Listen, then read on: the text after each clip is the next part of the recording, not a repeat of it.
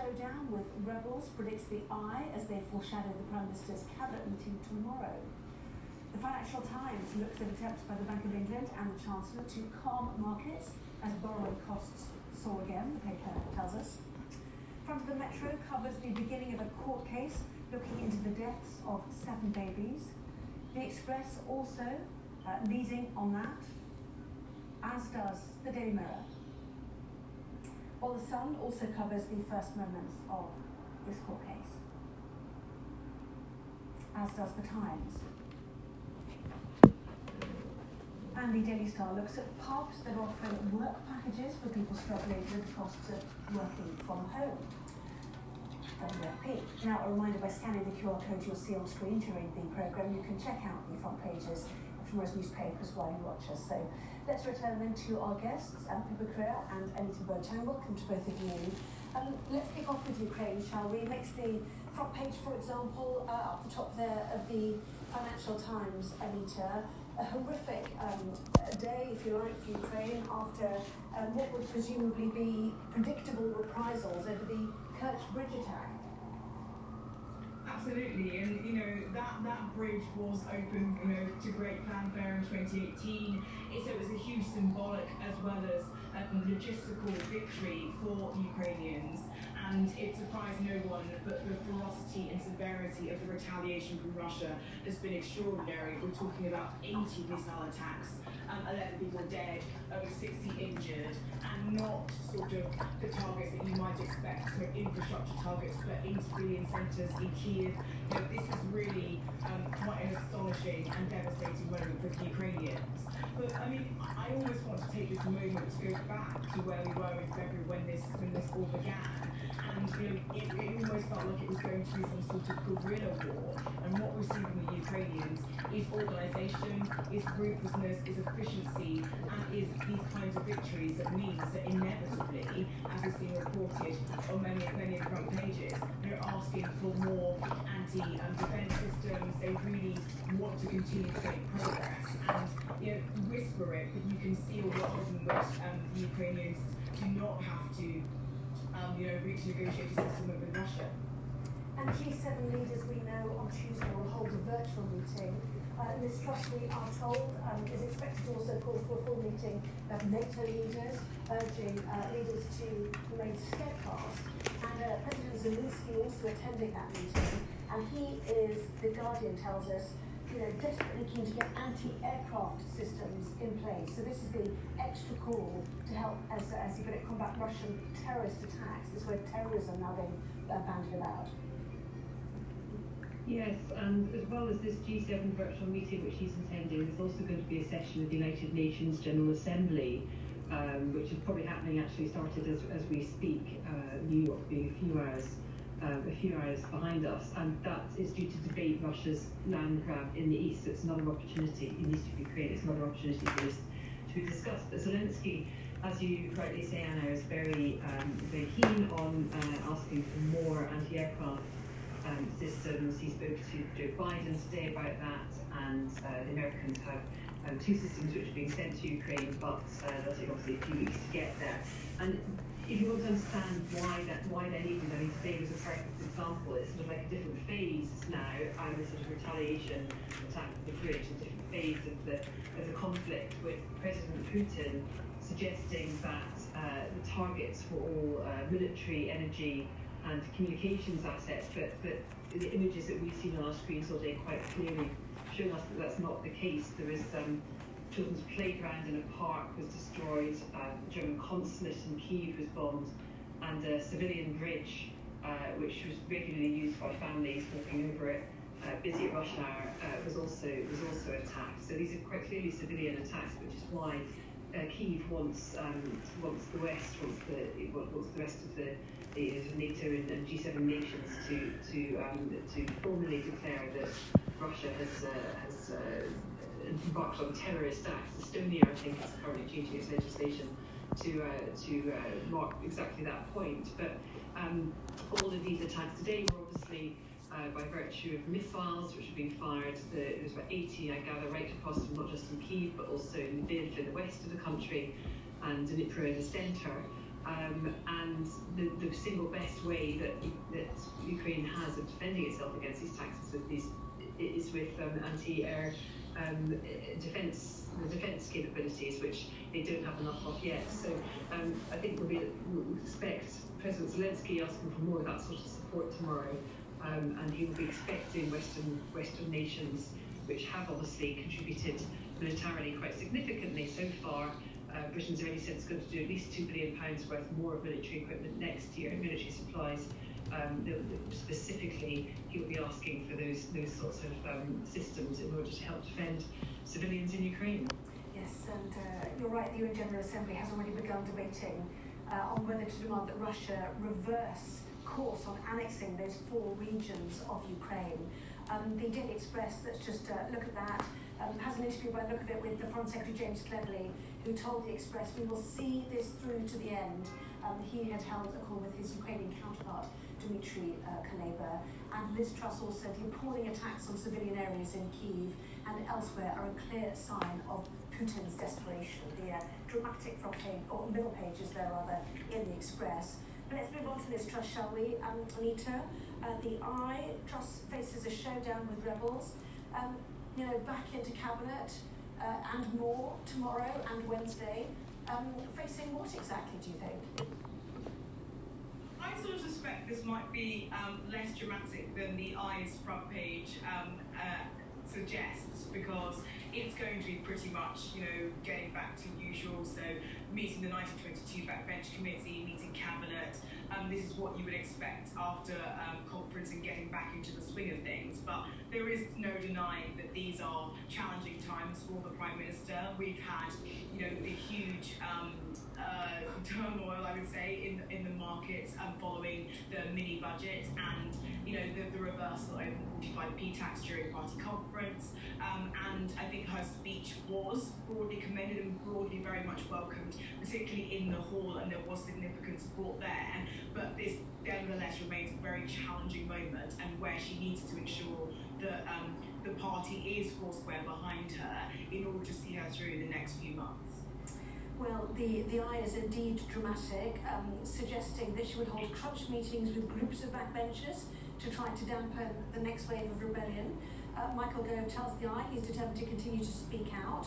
A think tank warns Kwarteng he'll have to cut departmental budgets by 15% if he wants to balance the books. This presumably is the IFS, the Institute for Fiscal Studies, expecting their assessment overnight, even though the OBR's assessment paper has been brought forward.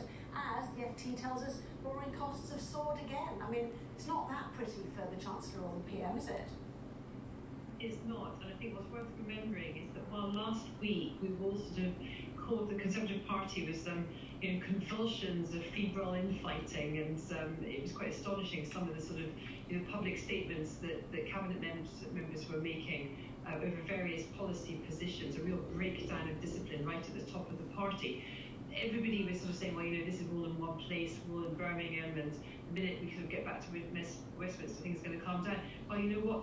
That's not going to happen, because there was actually only really a handful, dozens of Tory MPs in Birmingham last week, and they're all at Westminster. And let's not forget that Liz Truss didn't win the sort of majority of support amongst Conservative MPs. In the last round of their voting, she only received a few less than a third, actually, of support of MPs supported her. And she has further antagonised them, not just with some of these U-turns and this sort of policy, really quite radical policy decisions, despite the fact that many of them feel that she doesn't have a mandate for it, but also by virtue of that reshuffle, which she packed her cabinet and sort of senior ranks of her government with allies, therefore, further angering some of those MPs that were already feeling pretty fed up. So, this is going to be their first opportunity. It's just her second cabinet, let's not forget, because we've obviously had this conference recess. Her second cabinet when she meets her MPs tomorrow, and then on Wednesday it's the 1922 committee. And we've heard a lot over the weekend about how she's going to be going out and sort of meeting MPs in the tea rooms and trying to convince them, keep them in small groups, try and win them over to her policy. And I think that their policies, and I think that is really all she can do at this point, is try and get those MPs on board, because they're really not in a happy place as Westminster returns tomorrow. And there's a lot of announcements coming up with supply side reforms in the coming weeks, before even that what was described as a medium-term fiscal event. fiscal plan, there's a lot of possibility for things to go very wrong politically for her before we even reach that point. And it's really I think quite a dangerous moment for her. Yes, and just quickly, Rita, can they continue with that reforming agenda? This sort of so-called supply side reform that they want. And the backdrop of this, as the FT puts it, is that some Tories believe Kwasi Kwarteng will struggle to come up with any plausible medium-term debt reduction plan by the end of the month. And actually, austerity is going to be the watchword in the future. I think it's a tough ask, but I do think that Truss made a compelling argument for growth, and I think it's very clear that the country needs growth, and there is a lot of support for it from actually all sides of the aisle. And so I think that there is some momentum behind her reforming agenda. I think the question is, the big challenge she's got is to bring people with her when she does this. And I would just say that there's this notion that her cabinet is completely stuffed with her allies, but actually several people that ran strong campaigns against this Truss are in her cabinet. Nadine Zahawi, Anne-Marie Trevelyan was a big backer of Tom Tugendhat. You've got the likes of Suella Braverman and Kelly Badenoch, and I think there are alternative voices in her cabinet. And I also think that bringing in Greg Hands, very reliable, really trusted and very capable minister, to replace Conor Byrne was another good step. So I think she's only 35 days in. There's a lot of road left to run, and I think there is room for her to be able to to manage a parliamentary party in such a way that she can get some of these ambitious reforms through. Okay, we will be watching carefully, won't we, this week, I think. Lots more still to come, including why the government could make it easier for builders by relaxing the requirement to make affordable homes. Back with that in just a moment.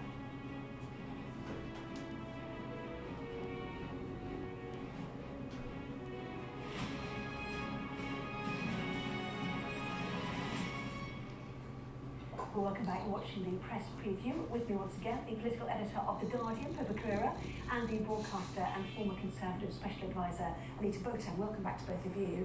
Pippa, let's go to the Times, shall we? We talked about some of the reforms that are coming, but ministers, the paper tells us, have drawn up plans to exempt developers from having to build affordable homes, to scrap environmental protections, and to allow people to add extensions without permission. Now, how will this go down? Well, this is the latest in a long line of supply-side reforms which the government is planning. It's all about deregulation to boost growth.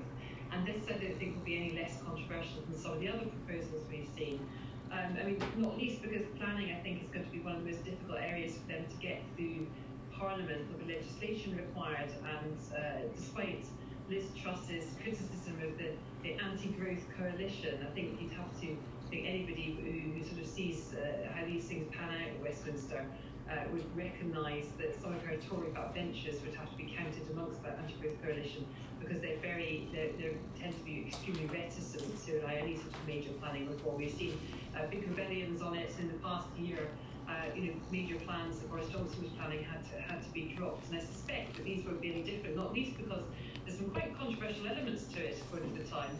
There's one suggestion that threshold at which affordable homes will be should be built would go from developments with 10 houses up to those with 40 or 50 houses, which of course means a substantial decrease in the number of affordable homes which could end up being built. The idea being, of course, that it would help boost medium and small-sized developers, but I'm not sure that people trying to get on the housing ladder, particularly given the sort of the Tory emphasis on home ownership, who are particularly happy about that.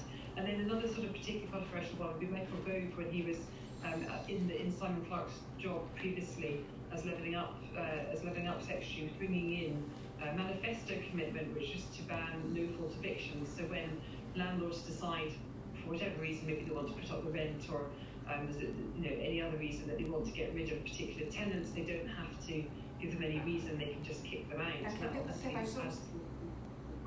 Sorry to interrupt you, just want to squeeze another quick one in, 40 seconds if you don't mind. On Scotland and the prospect of a referendum on October the 19th, barring a court case there, Anita. Yes, this is a Supreme Court case that's been rumbling for a little while about whether or not Scotland can hold a referendum itself without needing permission from Westminster. So quite a big moment for Sturgeon. And obviously, she had at the conference today restating her commitment and her belief that essentially a vote for the SNP is a vote for independence. So, I mean, we've been here before. It's tough words, but this Supreme Court case, which they are expected not to win. I mean, I hate to make predictions about these kinds of things. Could be a kind of big moment for Scotland. Anita Boateng, Pippa Creer, thank you both very much indeed.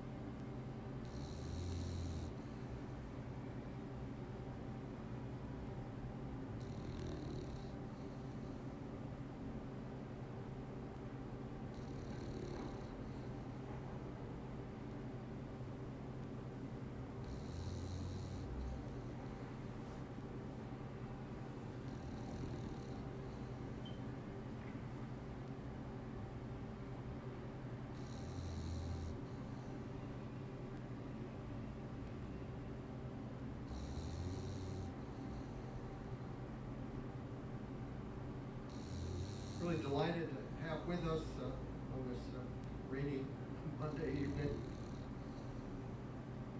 such figures as Chris Collins, congressman who pleaded guilty to insider trading, Michael Cohen, Trump's former lawyer, and Jeffrey Epstein, the notorious sex trafficker,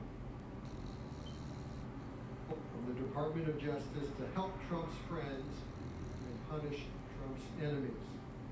This pressure, Jeff says, he resisted in ways just tactful enough to avoid being fired until his luck finally expired and he was pushed out in June 2020.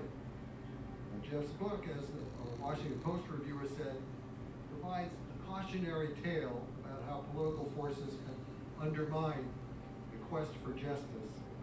And it does so, I'll just add, in a very lively and engaging prose. In conversation with Jane Crawford, who many of you may recognize as the chief legal correspondent for CBS News. Jan herself is a law school graduate and the author 15 years ago of a best-selling book about the Supreme Court, Supreme Conflict.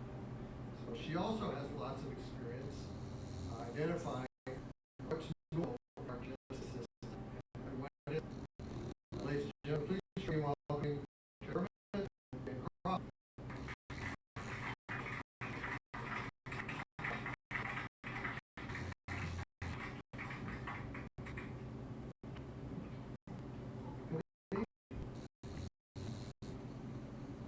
Thank you, Brad, for that introduction.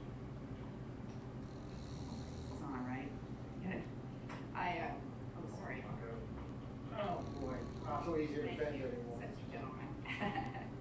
I'm always holding these for television when it's raining and windy, so I'll just pretend like the elements are here as well. And thank you, speaking of the weather, thank you all so much for coming out tonight. I just want to say a special thank you to you as well, Brett, because we were talking, Jeff and I were back in the office about what a jewel, and of course we'll get to what a jewel the Southern District of New York is, where Jeff did his best to persevere for justice.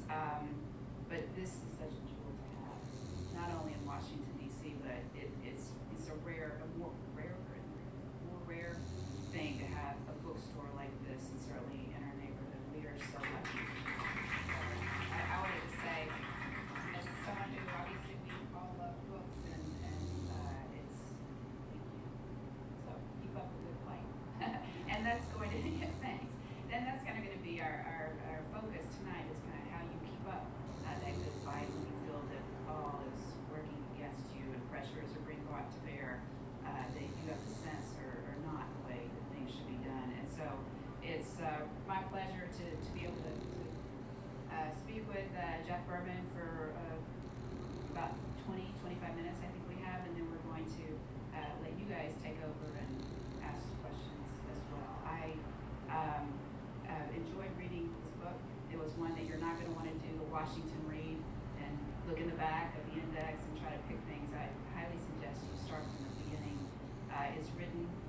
Brad said, in a very conversational tone. So you just feel, I feel like I've been talking to you now for the last week or so, hearing your side of the story and your sense of things, because it really does feel like a masterful storytelling. Because my wife was sick of my voice at this point. I actually, At this point. early, but I actually I recorded the book for Autumn, which took like a week of solid recording, and it's a horrible, brutal experience. But and my wife told me too, because she likes it when she listens to the book, she likes the author to read it, and so if that's what people have said, is that it's like having a conversation with me by listening to the book. Yeah, so it is. I mean, it's very interesting. So I recommend it. And Except I do all the talking. It's a conversation, but very one-sided. One of the things I'd like to just kind of start with, because I thought, and this is toward the back of your book, after you've been through the storm and a lot of weathered a lot, is you look back to when you were a little boy, 6 years old, growing up in Trenton, New Jersey, and that was the first time, you say, that you had a real sense of what being a lawyer could be and what it could mean. Why don't we just start by going way back? Tell us that story and how that really shaped not only your career, but your decision in writing this book. Sure. I was about 6 years old and grew up in Trenton, New Jersey. I don't know if anyone here is familiar with Trenton, but it has an old Italian neighborhood called Chambersburg. And every Sunday night, our family would go to Di Lorenzo's Tomato Pies, which was in Chambersburg. And, for 20 years, that was our ritual. And one night A tomato pie is pizza. Okay. Now that's heresy. Although I lived in Washington, I went to Bache. People go to Bache. That's excellent. That's excellent pizza. No, I loved it. And it's as close as I've tasted to a tomato pie in DC. And I don't know the magic that goes into differentiating, but in Trenton, it's tomato pie. No one used to do pizza. And so we were walking to the restaurant. It's at old row houses. It was based on the roping factory was there, and so the row houses were there for the workers in the roping factory, and it's very picturesque. And we were walking one night to pizza, and then a woman shouts from one of the porches, in a very thick Italian accent, "Thank you, Mr. Berman." And then another woman shouts, "Thank you, Mr. Berman." And then we continue to walk, and one woman brings out a pasta, a rigatoni dish, and gave it to my father and said, "Thank you very much." And I turned to him and said, "Why are they thanking you?" He said, "Well, I represented them in a zoning issue that was before the Trenton City Council, and we won." And they're just very grateful. And so I think that was my first understanding of what lawyers do. My father was a lawyer in Trenton. He had a small firm, and he practiced a lot of land use, and so it gave me an appreciation for what lawyers do and the good they could do in the community. And I think it's one of the things that propelled me into that kind of career. What made And then the positive. So it was not only some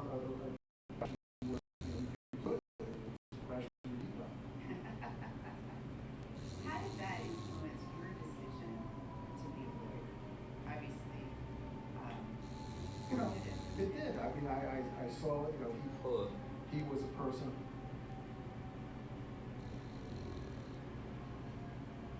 She's okay.